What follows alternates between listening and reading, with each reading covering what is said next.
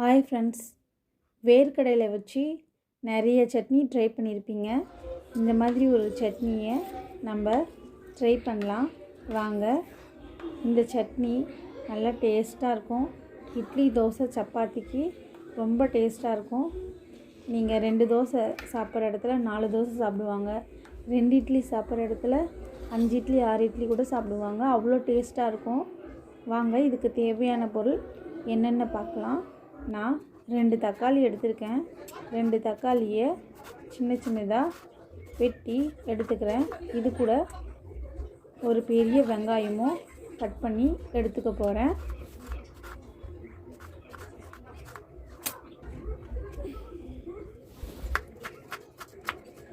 வெங்காயத்தை இந்த மாதிரி கட் பண்ணி எடுத்துக்கோங்க. இப்போது ஒரு 50 கிராம் அளவில் பச்சை வேர்க்கடலை எடுத்து நல்லா வறுத்து எடுத்துக்கிறேன். வறுத்தெடுத்ததும் இப்போது ஒரு கடாய் சூடானதும் அதில் தேவையான அளவு எண்ணெய் ஊற்றிக்கிறேன். எண்ணெய் நல்லா காஞ்சதும் 5 காஞ்ச மிளகாய், அதாவது வரமிளகாய் எடுத்திருக்கேன், போட்டிருக்கேன். வரமிளகாய் நல்லா வதங்கினதும் அது கூட இந்த கட் பண்ணி வச்சுருக்கிற தக்காளி வெங்காயத்தை சேர்த்துக்கிறேன். இது கூட எப்போவுமே ஒரு நெல்லிக்காய் சைஸ் அளவில் புளி சேர்த்துக்க போகிறேன். இதில் இந்த சட்னியில் மெயினாக பார்த்திங்கன்னா ஒரு துண்டு இஞ்சி சேர்த்துக்க போகிறேன். இஞ்சி எப்போவுமே எந்த சட்னி அரைச்சாலும் இஞ்சி சேர்த்துக்கோங்க. இஞ்சி எப்போவுமே செரிமானத்துக்கு ரொம்ப நல்லது, நல்லா டேஸ்ட்டாகவும் இருக்கும்.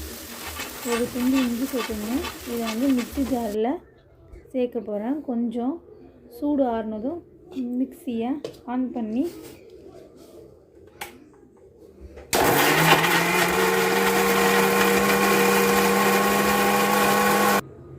இது மாதிரி அரைச்சிடும். கொஞ்சம் குறை அரைச்சிடும். வறுத்து வச்சுருக்க வேர்க்கடலையை இது கூட ஆட் பண்ணிக்கிறேன். ஆட் பண்ணிவிட்டு தேவையான அளவு உப்பு சேர்த்துக்கிறேன்.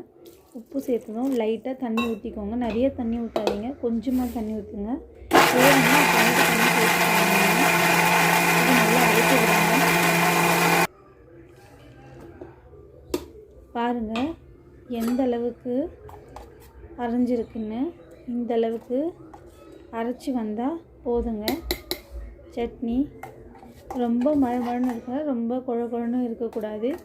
இந்த அளவுக்கு அரைச்சி விட்டால் போதுங்க. வாங்க, இதை இன்னொரு பாத்திரத்துக்கு மாற்றிடுறேங்க.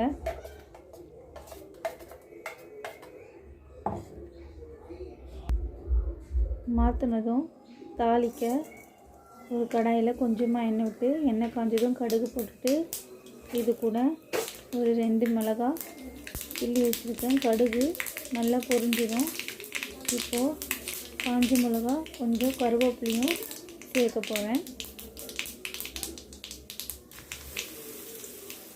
நான் உளுந்து போட மறந்துட்டேன், அதனால நடுவில் கொஞ்சமாக உளுந்து சேர்த்துக்கிறேன். உளுந்து லைட்டாக ப்ரௌன் ஆனதும் ஸ்டவ்வை ஆஃப் பண்ணிவிடுங்க. ஸ்டவ் ஆஃப் பண்ணிவிட்டு இந்த தாளிப்பை சட்னியில் எடுத்து ஊற்றிக்கலாம்.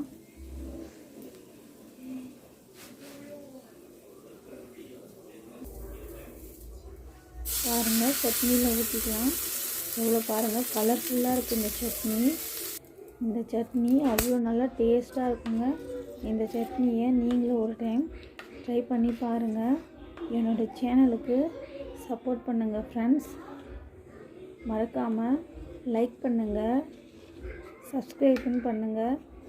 என்னுடைய சேனல் பிடிச்சிருந்தா சப்ஸ்கிரைப் பண்ணுங்கள் ஃப்ரெண்ட்ஸ்.